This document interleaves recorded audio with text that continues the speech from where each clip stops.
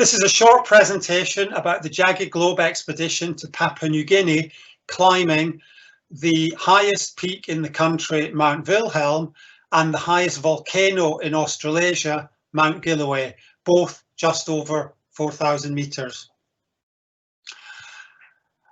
The reason that I first visited Papua New Guinea was the fact that Mount Giluwe is the highest volcano in Australasia and therefore one of the 7 volcanic summits. I went with a small private expedition in 2015 and climbed to the summit myself with one local guide. The record, it's possible that the local people of PNG climbed this mountain at some point in the distant past, as it's not too difficult, but the first recorded ascent was by 2 Australian brothers in 1935.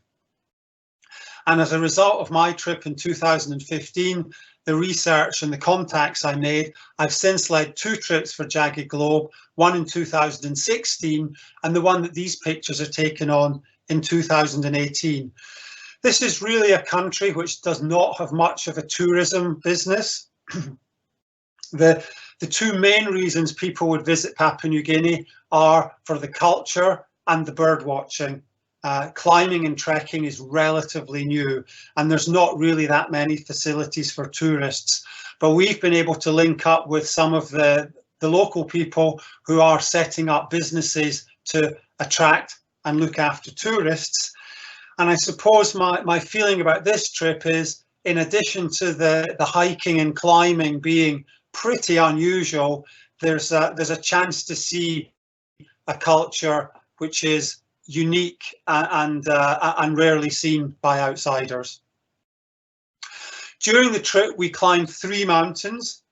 The first one, Mount Hagen, 3,800 meters, is a long day out, 9.5, 10 hours from Magic Mountain Lodge, initially going through forest and trees and then getting up onto this high grassland. And that's our acclimatization before we do another day of sightseeing. These are the mud men, people wearing clay masks, and the huli wig men. This a tribe which make elaborate headdresses from human hair decorated with bird feathers. And we move on to the climb of Giluwe. Only a 3-day round trip. The first day we walk from the roadhead to the camp. The first half of this is through quite dense jungle and then onto more open grassland. Being tropical, it's common for the mornings to be quite clear, but then the afternoons to be cloudy and possibly rainy. And the peak itself, 4,368 meters, and the camp that we're walking to, 3,650. So we've had to transport these tents with us to the UK, as the local people who are helping us, they're not used to running camping trips, so they don't have tents of their own. And then it really just comes, in order to climb the mountain and get a view, we need to pick our timing in relation to the clouds. On the whole, the early mornings will be better, and the late mornings into the afternoons can be cloudy. So we're hoping for a good day and making an early start.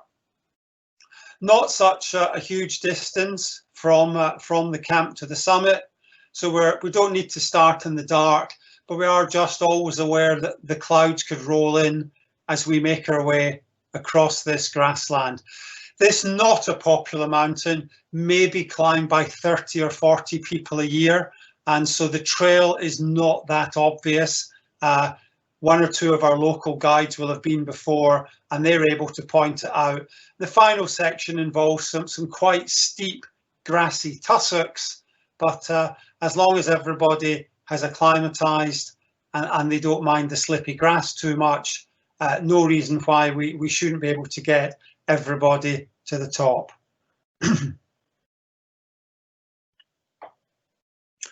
and then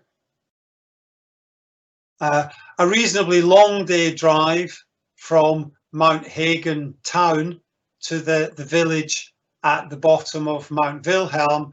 And here there's a lodge run by this quite well-known lady, Betty, who's been here for many years and really runs the main tourist facility at the foot of Mount Wilhelm, which is, I would say, a little more popular. Perhaps Wilhelm climbed by between 100 and 200 people a year, with half of these being probably expats, either visiting or working in Papua New Guinea, and perhaps half being foreigners.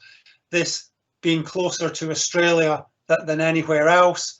The history of climbing and trekking in Papua New Guinea is really down to Australian visitors. So a 3-day round trip from Betty's Lodge. As with Mount Giluwe, the first day of the hike is through forested, or the first half of the hike is through forested terrain, and then we get above that on quite a muddy path, but into more open grasslands.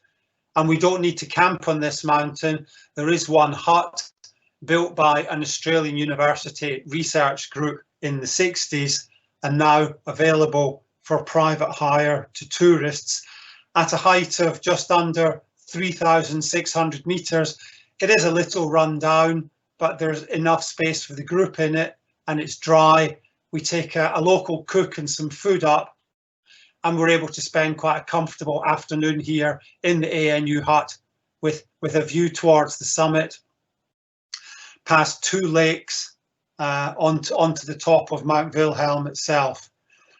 Starting at 1:30 in the morning, we're walking mostly in the dark. Quite a long summit day, certainly a longer summit day than Mount Wilhelm. Some parts grassy, a fair bit of it rocky, usually hiking rather than actually scrambling. And then we're fortunate getting to the summit here before the mist comes in. The final 50, 60, 70 meters involves a little bit of easy scrambling. No need for a rope if we're careful with our footwork. And again, all the team on the summit. It's possible to push on down past the ANU hut. It would be about 10 or 11 hours if we stopped at the hut.